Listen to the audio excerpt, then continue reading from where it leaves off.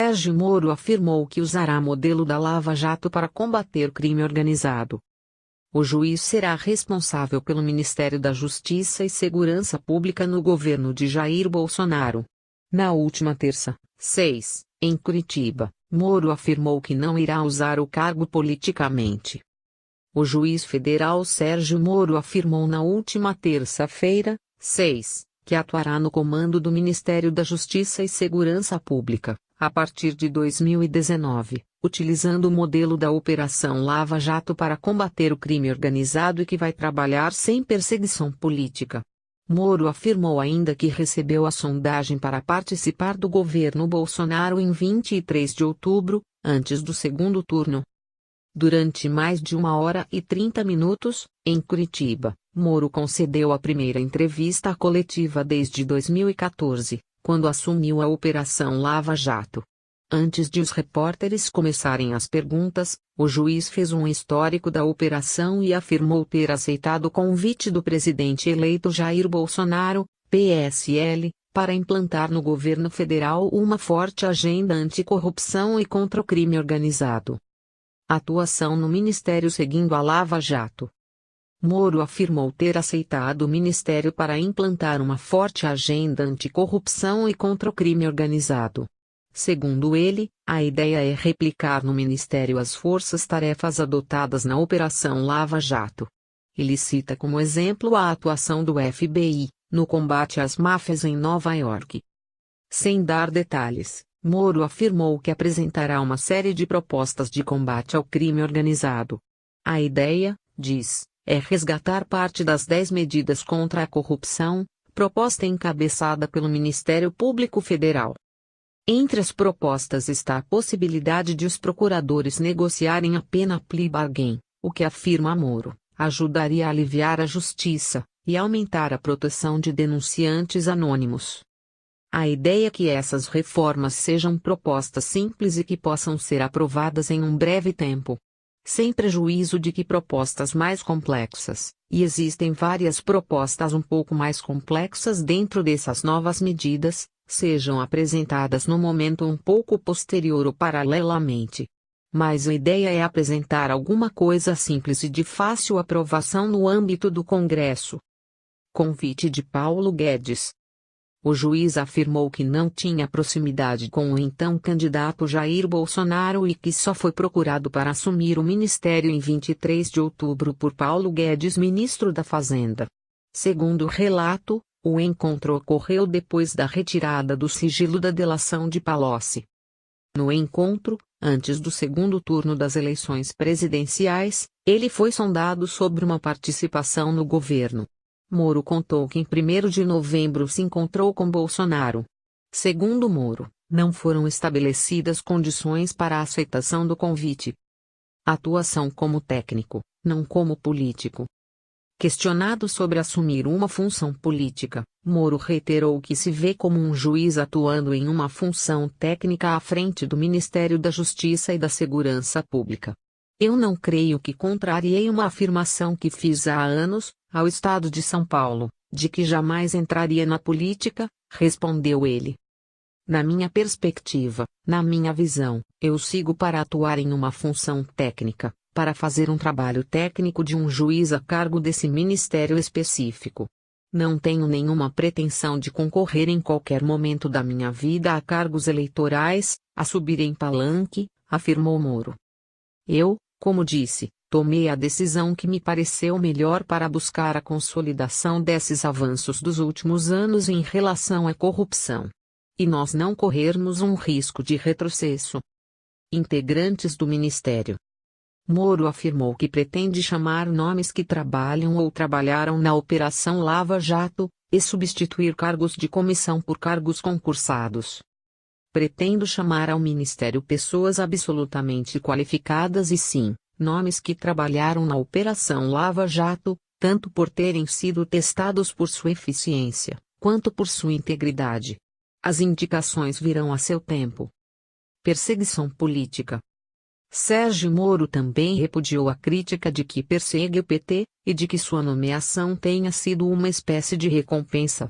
Não existe a menor chance de utilização do Ministério ou da polícia para perseguição política. Não foi feito isso durante a Operação Lava Jato. As pessoas foram condenadas com base em crime de corrupção, de lavagem de dinheiro e associação criminosa. Com base em provas robustas e não por suas opiniões políticas. Não vai ser no Ministério que eu vou começar a realizar isso, afirmou Moro. Ele lembrou que a condenação do ex-presidente Luiz Inácio Lula da Silva ocorreu em 2017, quando ninguém imaginava que Jair Bolsonaro fosse ser eleito. O que existe é um crime que foi descoberto, investigado e provado e a lei foi cumprida. Não posso pautar minha vida num álibi falso de perseguição política. Moro salientou, ainda, que condenou políticos de vários partidos, alguns adversários do PT. Caso Marielle.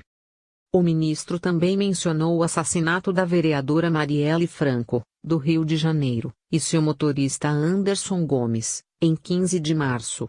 Não desconhece o problema que envolve o assassinato da ex-vereadora Marielle Franco e do senhor Anderson Gomes, afirmou ele. Eu acho que é um crime que tem que ser solucionado. Eu, assumindo o ministério, pretendo me inteirar melhor dessas questões e ver o que é possível fazer no âmbito do ministério. Redução da maioridade penal. Moro entende ser razoável e diz favorável à redução da maioridade penal para 16 anos em casos de crimes de graves contra a vida, que resultem em grave lesão corporal ou crime de estupro.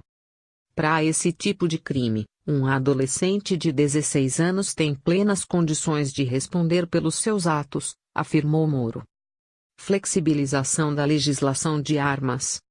O ministro foi questionado sobre a flexibilização do uso de armas, e sinalizou ser favorável à flexibilização da legislação, bandeira defendida na campanha por Bolsonaro. Mas ponderou que uma flexibilização excessiva pode ser utilizada como armamento para organizações criminosas.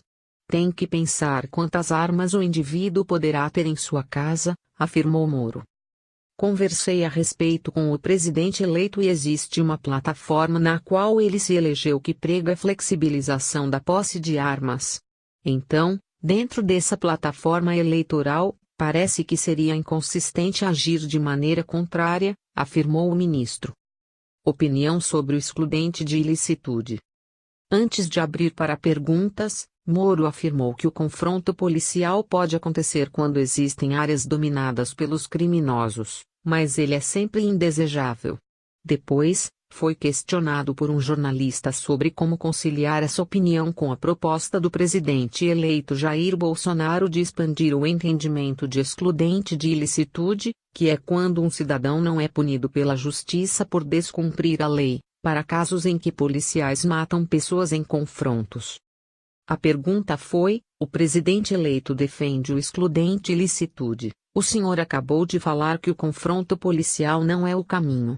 Como tratar isso com Bolsonaro? Em sua resposta, Moro afirmou que essa situação deve ser pensada apenas em locais do país em que o domínio das organizações criminosas mantém a população em estado permanente de exceção, mas ele defendeu uma estratégia que evite a todo custo qualquer espécie de confronto policial e danos colaterais.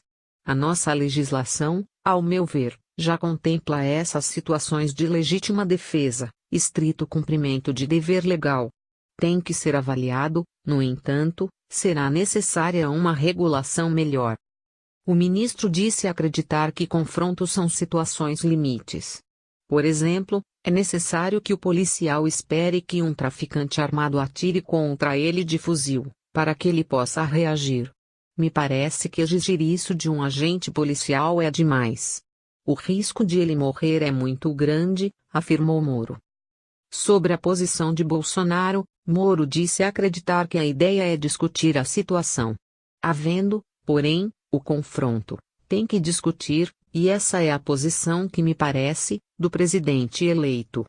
Tem que discutir a situação de um agente policial, ou muitas vezes de um militar fazendo as vezes de um agente policial, porque as Forças Armadas têm que ser convocadas, que eventualmente foi alvejado e levou ao óbito um desses traficantes armados.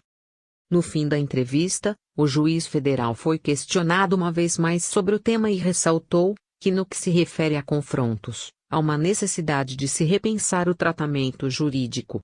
Se o tratamento jurídico é suficiente ou não para cobrir situações em que o policial, no âmbito de um confronto, tenha que eventualmente disparar a sua arma contra um criminoso fortemente armado. Ele acrescentou ainda que essa preocupação não é só do presidente eleito. Essa preocupação já foi me externada por várias outras pessoas, inclusive por membros das Forças Armadas. O que precisa é ter um protocolo. Como que você vai agir? Você tem que esperar ser alvejado por um tiro de fuzil para você poder reagir? Como podemos evitar esse mal, de ser vitimado num confronto policial? Então tem que ser analisado se essas situações estão ou não cobertas pela legislação atual de legítima defesa e estrito cumprimento de dever legal. E, não havendo, se cogitar uma situação jurídica para essas situações. Ele lembrou ainda que a estatística de assassinatos de policiais no Brasil é absolutamente intolerável e que a diligência policial bem-sucedida é quando ninguém morre.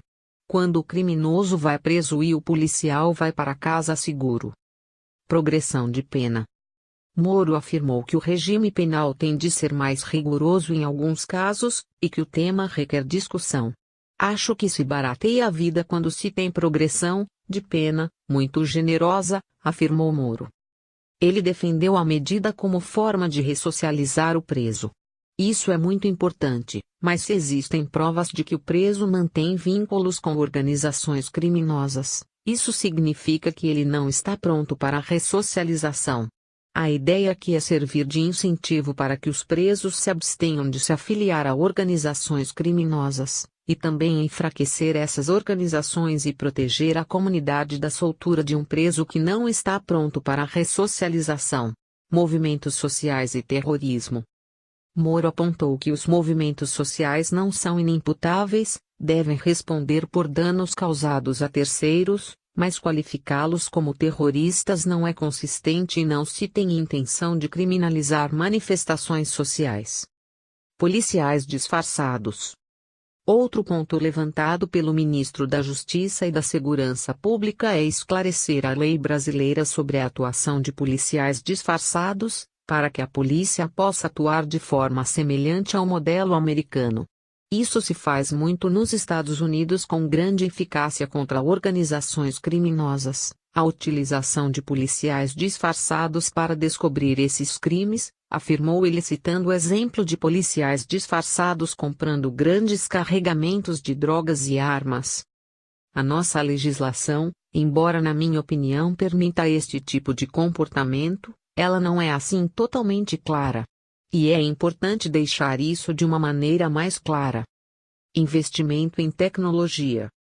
O futuro ministro defendeu investir consideravelmente em tecnologia para melhorar os índices de elucidação de crimes e as técnicas de combater o crime organizado, inclusive dentro da prisão. Segundo Moro, é necessário incrementar o controle das comunicações dos presos em presídios de segurança máxima. Como no exterior, a prisão tem que realmente limitar a possibilidade de essas pessoas comandarem o crime de dentro. Precisa investir consideravelmente em tecnologia, afirmou ele. O DNA também é uma aposta dele. Nós temos uma lei hoje no Brasil que autoriza a colheita do perfil genético do preso, que é como se fosse uma moderna impressão digital. O DNA. Essa é uma prova revolucionária para a identificação de crimes praticados com grave ameaça à pessoa. Em países que desenvolveram esse banco de dados, isso serve não só para elucidar crimes, mas para exonerar inocentes às vezes condenados por crimes judiciários. Nós temos, no entanto, apesar da lei, uma colheita muito tímida deste tipo de material. Então eu quero desenvolver uma política agressiva. Agressiva não quer dizer violenta, evidentemente, mas para aumentar essa base de dados, que certamente vai resultar em melhores estatísticas para a elucidação de crimes no Brasil, que são muito baixas. Mudanças no COAF. Moro afirmou que o Ministério da Justiça é o local adequado para se discutir mudanças no Conselho de Controle de Atividades Financeiras, COAF, atualmente vinculado ao Ministério da Fazenda. É preciso reestruturar e fortalecer o COAF. Na avaliação dele, o ministro da Economia, Paulo Guedes, estará muito ocupado com as questões ligadas à economia e o COAF não deve ser um foco de preocupação dele. Por isso, de acordo com Moro, o local mais adequado para se discutir o COAF seria o Ministério da Justiça. Ele mencionou que não haverá interferência política no ministério e que esta também é uma posição de Jair Bolsonaro, que jamais aceitaria, segundo Moro, proteção a ninguém. Indicação ao STF. Perguntado se impôs ao presidente eleito, como condição para assumir o ministério, a indicação a uma vaga no Supremo Tribunal Federal, Moro negou a condicionante, mas afirmou que a discussão sobre vagas que eventualmente surgirem no futuro deve ser feita em outro contexto. A pergunta é bastante pertinente, mas eu não estabeleci condições. Eu fui conversar com o presidente eleito com uma pauta para nós sabermos onde teríamos convergências e onde teríamos divergências superáveis, certo? Eu jamais procuraria o presidente eleito e estabeleceria condições para assumir cargo público, respondeu Sérgio Moro. Ele afirmou que atualmente, não acha apropriado discutir sobre vagas no STF, já que não existe nenhuma aberta. No que se refere ao Supremo Tribunal Federal, não existe uma vaga no momento e não faço aqui nenhum juízo de censura à sua pergunta, mas não acho apropriado a discussão a respeito de uma vaga no Supremo Tribunal Federal atualmente, afirmou. Possíveis divergências com Bolsonaro. Moro afirmou que podem ocorrer divergências entre ele e o presidente eleito e que isso é normal. Vejo com absoluta naturalidade. Segundo ele, a conversa que teve com Bolsonaro foi bastante produtiva e que houve algumas divergências razoáveis. É possível que cheguemos a um meio-termo, afirmou. O juiz também apontou que não tem dúvida de que a decisão final é do presidente. Eventualmente, a melhor decisão pode ser a dele, afirmou. Sobre sua avaliação pessoal do novo presidente, Moro afirmou que o considera moderado.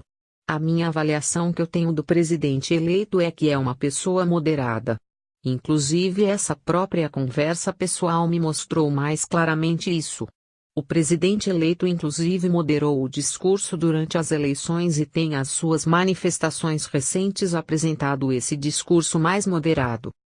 Democracia e Estado de Direito. O ministro afirmou, ainda, que não vê risco à democracia e ao Estado de Direito. Eu não vejo em nenhum momento um risco à democracia e ao Estado de Direito, reiterou Moro.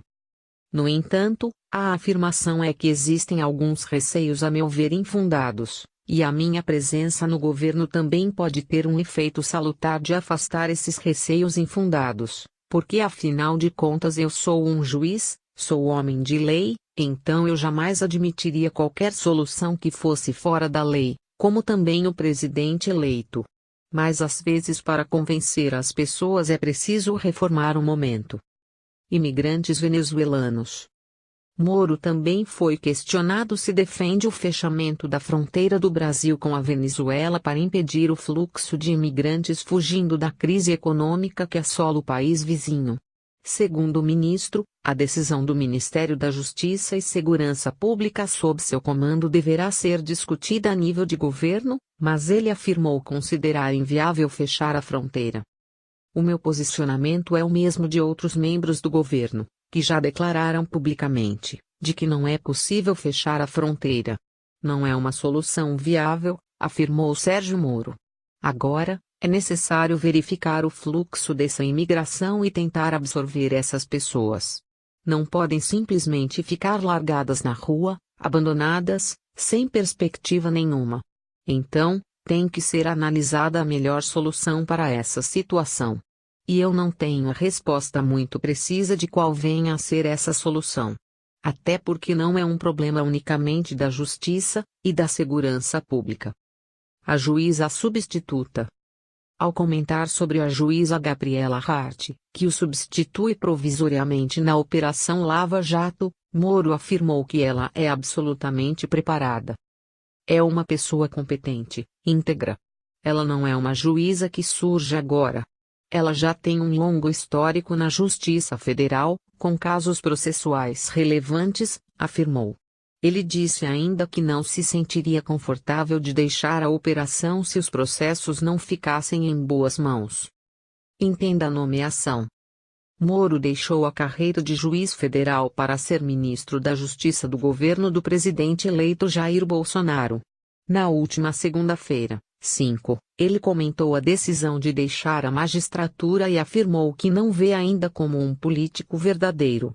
Na avaliação dele, o cargo é predominantemente técnico.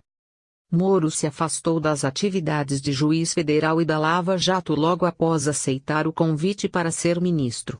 Em ofício, ele comunicou que vai sair de férias por 17 dias a partir desta segunda-feira, 12, e que vai pedir a exoneração da magistratura em janeiro. Com a saída de Moro, a juíza Gabriela Hart, substituta da 13ª Vara Federal de Curitiba, fica à frente dos processos da Lava Jato interinamente, até que seja escolhido um novo responsável.